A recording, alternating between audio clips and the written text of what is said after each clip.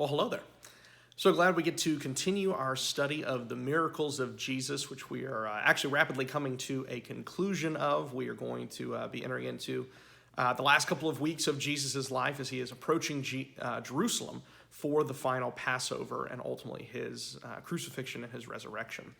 And so today we're going to look at one of the most important miracles in all of the Gospels because it is one of the most profound proofs before Jesus himself is resurrected of Jesus' victory over death, and that is the raising of Lazarus. And I think we made this point before, but it's an important reminder. We try to use two separate terms for what's going on between the raising of the dead and the resurrection of the dead. And that might seem like a semantic difference, but there's actually a big point there.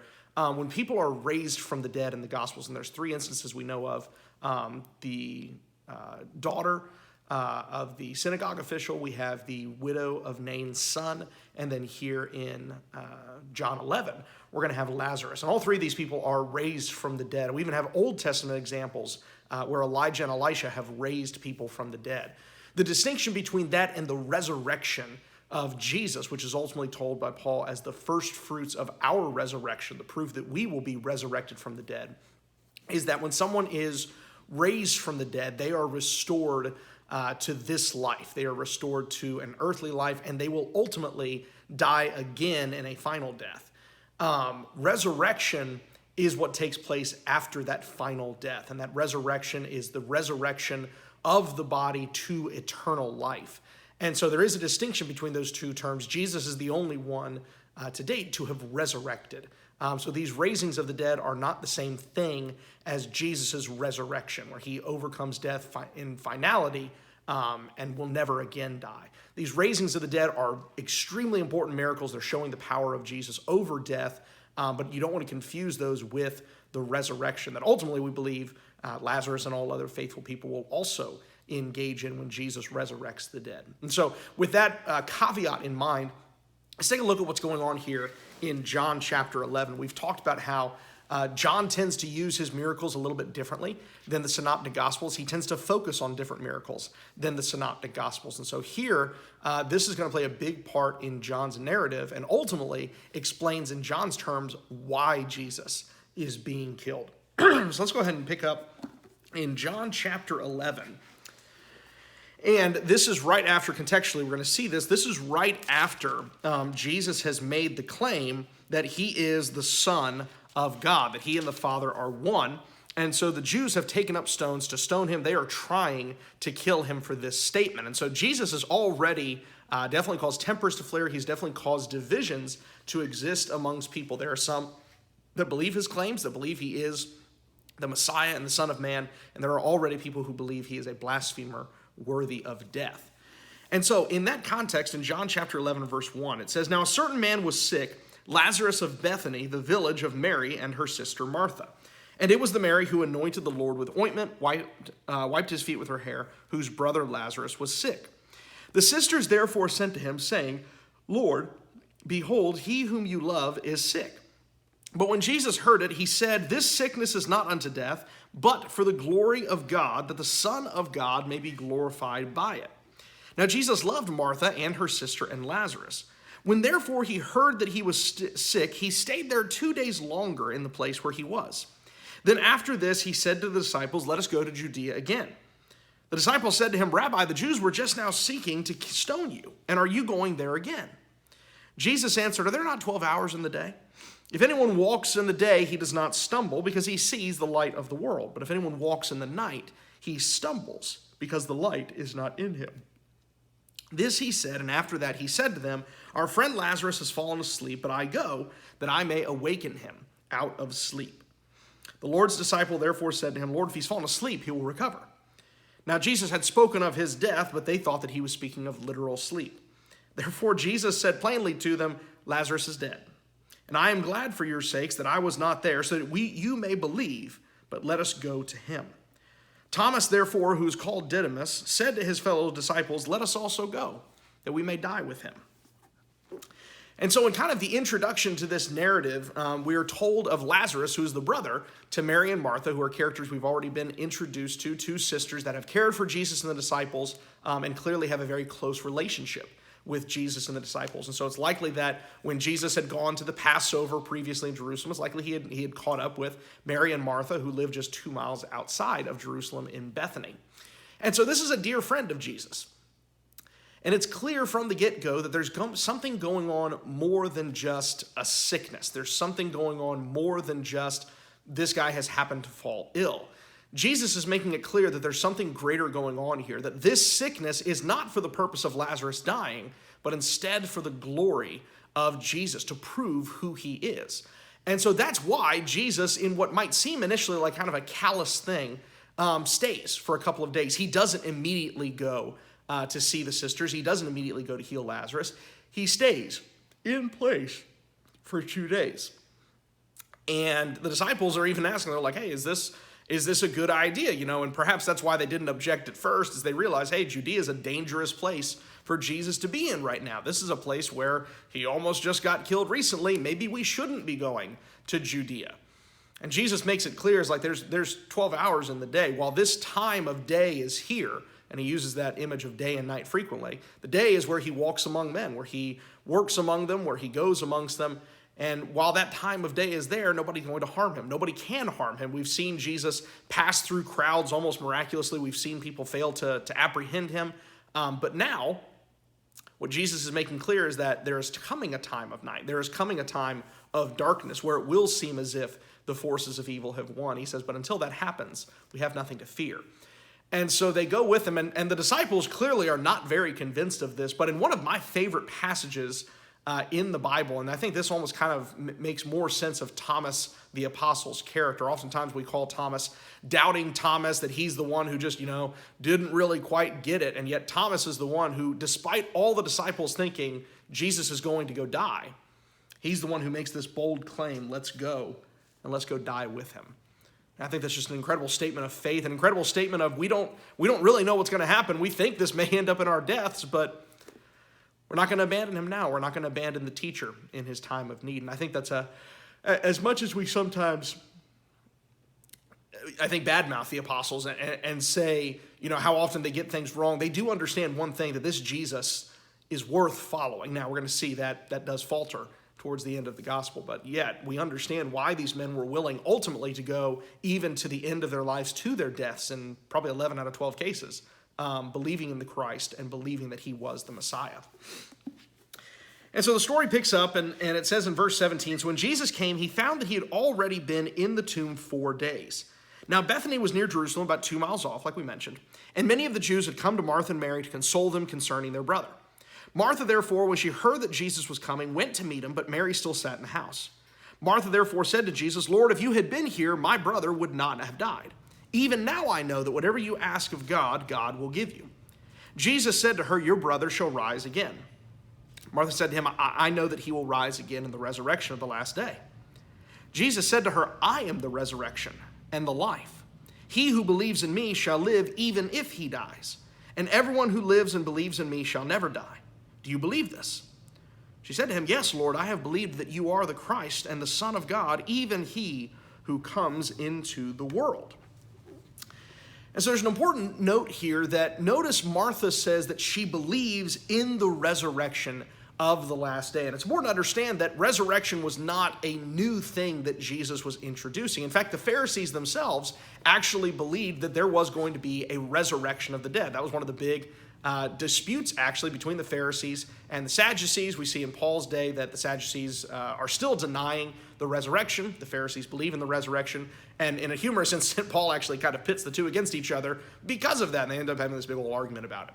And so resurrection was not an uncommon idea. People did believe that there was going to be a resurrection of the dead in the last day. And so Martha's almost kind of, it's kind of like affirming, like, I know about that doctrine. I'm aware that, the Pharisees say we're going to be resurrected in the day. I believe that. That's great. And I think it shows the reality that you can be kind of aware of a fact, but the difficulty of what's in front of you, that future comfort, can sometimes be almost lacking in face of a present distress. You want comfort now.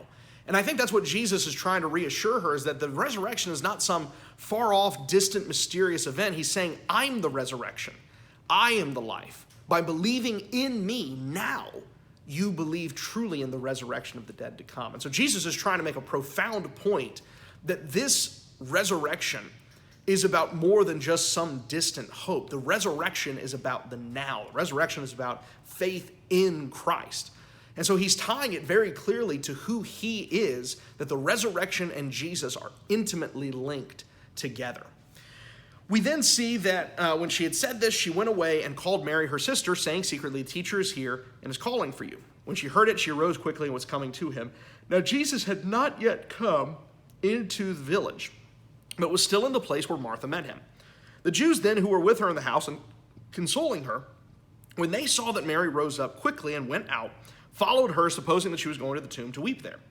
Therefore, when Mary came where Jesus was, she saw him and fell at his feet, saying to him, "Lord, if you had been here, my brother would not have died." He had the same complaint that Martha had brought. When Jesus therefore saw her weeping, and the Jews who came with her also weeping, he was deeply moved in spirit and was troubled, and said, "Where have you laid him?" They said to him, "Lord, come and see." Jesus wept. And so the Jews were saying, "Behold how he had loved him." But some of them said, "Could not this man who has opened the eyes of him who was blind have kept this man from dying?" Jesus, therefore, again being deeply moved within, came to the tomb. Now it was a cave, and a stone was laying against it. Jesus said, "Remove the stone." Martha, the sister of the deceased, said to him, "Lord, by this time there will be a stench, for he has been dead 4 days." Jesus said to her, "Did I not say to you, if you believe, you will see the glory of God?" And so they removed the stone. And Jesus raised his eyes and said, "Father, I thank thee that thou heardest me. And I knew that thou hearest me always, but because of the people standing around, I said it, that they may believe that thou didst send me." And when he had said these things, he cried out with a loud voice, "Lazarus, come forth." He who had died came forth, bound hand and foot with wrappings, and his face was wrapped around with cloth. Jesus said to them, "Unbind him and let him go." Many therefore of the Jews who had come to Mary and beheld what he had done believed in him. What's going on here is profound, and it's important to understand that the terminology that's being used, when it talks about Jesus being moved deeply in spirit, that's an important understand. It's an important facet of this. We often look at that verse, Jesus wept, and we emphasize the compassion that Jesus had, the emotions that Jesus had. And even the people around him look and say, "Look how this man loved him." He cries over Lazarus. But there's something more going on here. That idea of being deeply moved in spirit, that's not just sorrow, it's actually anger. It's actually frustration. It's actually rage at what's going on. And it's not rage at Mary or Martha for saying, if you had been here, he wouldn't have died. It's not rage at the people. I think it's rage at death. A lot of times we, I think, detract from what Jesus came to do. Yes, Jesus came for the salvation of mankind, and yes, Jesus came to bring us into a relationship with him, but Jesus also came as a champion. He came as a warrior, coming to destroy and defeat the one who had poisoned his creation, the one who had attempted to destroy so much of what God had made. We've seen this before in the gospel narratives, how Jesus is portrayed as this fighter who has come to cast out demons, who has come to utterly destroy the foundations of the kingdom of Satan. And it's portrayed here as well, this lone champion walking into the tomb, walking into a place where clearly Satan has won. This man is 4 days dead. It's not like the synagogue official's daughter who's just recently passed away. It's not like the widow at Nain's son, who the funeral is very recent, and they're carrying him to be buried. This is a man who is already undergoing decay. 4 days, he's already starting to, not to get too graphic, but to decay and to stink and to fall apart. Death has won this. Death has claimed another victim. And yet Jesus walks in the full power of who he is, enraged, furious at the audacity of this enemy, just loathing the power this enemy has. And we see in this not just the compassion that Jesus has, but the righteous fury he has against death. We've talked about this before, but death is not natural. Death is not part of the creation that God made. Death is not part of the plan. Death is the thing the plan was made to overcome. And so when Jesus comes forth, he is not coming forth as somebody to bring back his friend to life. He's not just coming as somebody to comfort the bereaved. He is coming to say, death has no place here. Death will no more have victory. And he goes forth, and that word he uses, Lazarus, come forth. That word contains echoes. It contains similarities to the words of God in creation. It contains similarities to the idea of let there be light, let there be, let there be. Lazarus, come forth. It is a command of deity proportions. It is a command of God to the creation. And the creation responds. No matter how powerful the whole death may have, no matter how far along death may be in its perverse work, it cannot stop the creative might of the Son of Man. And at a mere word, death instantly retreats. And he comes out, Lazarus does, still bound in the wrappings and cloth, but he is alive. And he has been raised from the dead. And people recognize that this is the Son of Man. And Jesus makes it clear that this is what he has come to do, not just to raise the dead, although that was one of the signs that he told John the Baptist. This is proof that the Messianic age has come. Widows receive back their dead. The blind are made to see. The deaf are made to speak. And so certainly the raising of the dead is a sign of who Jesus is, the Messiah. But it's also proof of what his mission is. It is not just for the salvation of Israel. It is not just for the return of people to God's fold. It is to defeat once and for all any power that death may hold. And John makes it clear that it is this miracle that is going to lead to his own death. The chapter concludes in verse 46 by saying, some of them went away to the Pharisees and told them the things which Jesus had done. Therefore the chief priests and the Pharisees convened a council and saying, what are we doing? For this man is doing many signs. If we let him go on like this, all men will believe in him, and the Romans will come and take away both our place and our nation. But a certain one of them, Caiaphas, who was high priest that year, said to them, you know nothing at all, nor do you take into account that it is expedient for you that one man should die for the people, and that the whole nation should not perish. Now this he did not say on his own initiative, but being high priest that year, he prophesied that Jesus was going to die for the nation, and not for the nation only, but that he might gather also together into one the children of God who are scattered abroad. So from that day on, they planned together to kill him. John makes it clear that it is this miracle that is the tipping point. Whereas before the Pharisees have opposed him and they've denounced him as a false teacher and they have even threatened perhaps that this man needs to die. Now it is becoming clear, and Caiaphas puts it into action, that it is better that one man should die for the entire nation than for Rome to come and take away our nation from us. Of course, the tragic irony of this is that Rome is going to come and take away the nation, but not because of Jesus, but because Israel rejected Jesus, because Caiaphas and his ilk fought against Jesus even after the resurrection. They persecuted the church and fought against him. And so Caiaphas does not prophesy this because he is on God's side, but almost as an unconscious prophecy, he speaks truth. In his words of hate, he speaks the truth of God, that God did see it expedient for one man to die for the nation, that one man would die so that all may live. And Lazarus' raising proves the truth of Jesus' resurrection, that Jesus coming back from the dead was his victory over death, that his resurrection removed the sting of death. Now, death has place still. Death still has power in this world. And we know that almost all of us, except for those who are here when Christ returns, will suffer that sting of death. And yet, there's also the truth that that sting has been rendered neutered, that sting no longer has the poison and the decay that it once held, because Lazarus remains as proof that Jesus was who he claimed to be. And now Jesus, who stands at the right hand of the throne of God, he is proof of who he claimed to be. So we have faith now in that resurrection of the dead. And that's really what the whole Gospels have been pointing to. They have been building up to this moment of Jesus' resurrection, that he is the resurrection. He is the life. And death no longer has power.